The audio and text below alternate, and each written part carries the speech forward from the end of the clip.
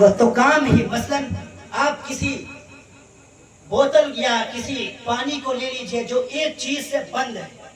پانی تو بیچارہ ٹھہرا ہوا ہے، لیکن جب اس چیز کو کھولیں گے تو پانی کی بھئی یہی خاصیت ہے، وہ جب ڈھلان دیکھتا ہے تو بھاگتا ہے، وہ جب ڈھلان ملے گا اس کو وہ بھاگے گا، جب اس کو راستہ ملے گا وہ بھاگے گا۔ اسی طریقے سے ہماری مثال ہے، اللہ کے نبی صلی اللہ علیہ وسلم نے کہا کہ کوئی کافر بھی اور کوئی ظالم اور کوئی بدبخت تم پر حکمرانی نہیں کرے گا اس وقت تک، کوئی بھی چیز تم پر حکم نہیں چلا سکتی ہے، کوئی بھی تمہیں تکلیف نہیں دے سکتا ہے، کوئی بھی تمہیں ستا نہیں سکتا ہے، کب تک؟ جب تک تم اپنے اعمال کو صحیح رکھو گے، جب تک تم مسجدوں کو آباد کرتے رہو گے، جب تک تم رسول اللہ صلی اللہ علیہ وسلم کی ایک ایک سنت پر عمل کرتے رہو گے، جب تک تم رسول اللہ کی طریقے پر عمل کرتے رہو گے، اے میری بہنوں، جب تک تم فاطمہ الزہرا کی پردہ نوشی پر عمل کرتے رہو گے، خدا کی قسم تمہاری طرف کوئی نظر نہیں اٹھائے گا۔ اور جس دن تم نے فاطمہ کے پردے کو اپنے بستروں پر لپیٹ دیا،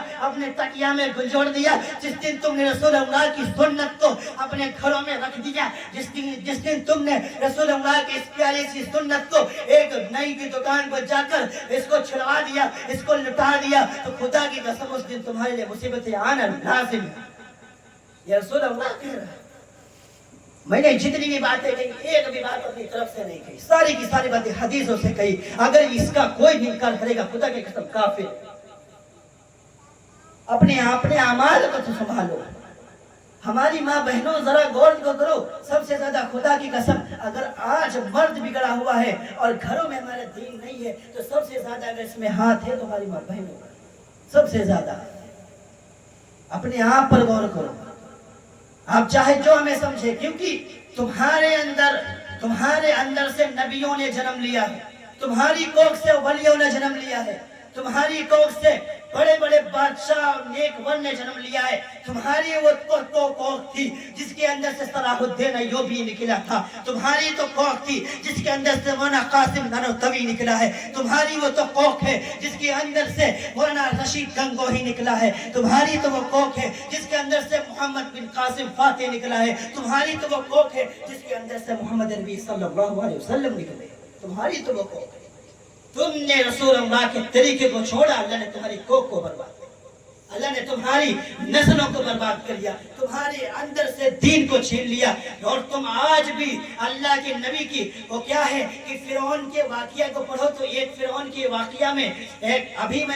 میں پڑھ رہا تھا، جب یہاں میں آیا تو امام صاحب کے مدرسے میں تشریف لے گیا تو ان کے پاس ایک بڑی کتاب ہے اہل دل کے تڑپا دینے والے بیانات، جس کو لکھا ہے مولانا پیر ذوالفقار نقشبندی صاحب نے، اس میں نے ایک واقعہ پڑھا، ابھی بس پڑھا اور آپ لوگوں کے سامنے سنانا چاہتا ہوں کہ ایک مشاطہ نام کی فرعون کی باندی تھی، نوکر تھی،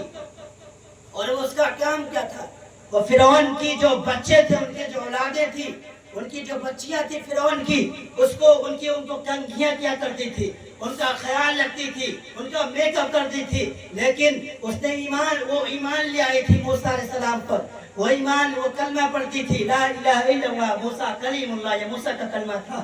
وہ موسیٰ علیہ السلام اللہ کو ایک مانتی تھی۔ اسی دوران کہ وہ بچی کو کنگھی کر رہی تھی، اچانک سے جب ہمارے ہاتھ سے کوئی چیز چھوٹتی ہے تو اکثر اللہ نکلتا ہے، ہائے اللہ، یا کوئی تکلیف پہنچتی ہے تو ہائے اللہ نکلتا ہے۔ اسی طریقے سے وہ عورت کنگھی کر رہی تھی، مشاطہ نام تھا اس کا، اس کے ہاتھ سے کنگھی چھوٹی، اس کے نام سے ایک دم سے ہائے اللہ۔ اس وقت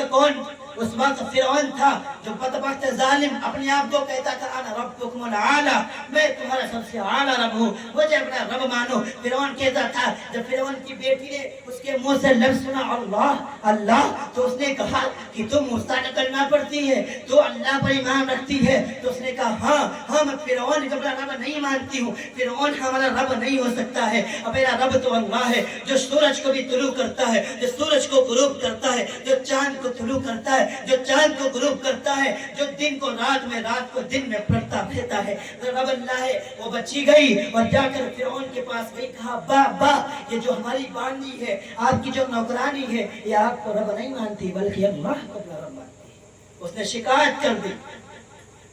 فرعون نے اس بات کو سن کر بڑا غصہ ہوا، پاگل ہوا، وَجُنَّ جُنُونَهُ فرعون پاگل ہو گیا، بل بالکل اس کے اندر سے حواس یعنی کہ وہ میری نوکرانی میرے ٹکڑوں پر پل رہی میرا دیا ہوا کھا رہے ہیں مجھے اپنا رب نہیں مانتے. اس نے محفل سجائی. محفل سجانے کے بعد اس عورت کو مشاطہ نام کی عورت کو بلایا گیا اور اس عورت کو بلا کر اس کے پہلے سب سے پہلے کیا کام کیا کہ اس کے چاروں ہاتھوں کو اس طریقے سے کیا پیروں کو پھیلایا اور وقت فرعون نے مکار فرعون نے عورت تو نازک ہوا کرتی ہے عورت کو اللہ نے لاڈ سے بنایا ہے عورت کو اللہ نے پیار محبت سے بنایا ہے اس کے ہر ایک انگ کو اللہ نے نازک اور بہترین اور محبت یافتہ بنایا ہے لیکن اس بدبخت فرعون نے ان ہتھیلیوں میں